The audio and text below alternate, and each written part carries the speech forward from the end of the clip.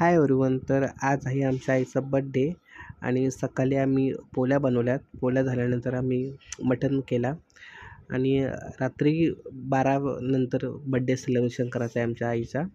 त्यासाठी आम्ही आता त्याच्या अगोदर चिकन तंदुरीचा मेनू आहे, तर त्याचीच तयारी चालू आहे. आणि चिकन तंदुरी झाल्यानंतर आम्ही करू आईचा बड्डे सेलिब्रेशन. चिकन मॅरिनेट करून अर्धा तास ठेवला आहे आणि आता चिकनची रेसिपी चिकन तंदुरी आम्ही बनवायला घेऊ आणि बनवल्यानंतर मग रात्री 12 नंतर आता बड्डे सेलिब्रेशन करू आम्ही.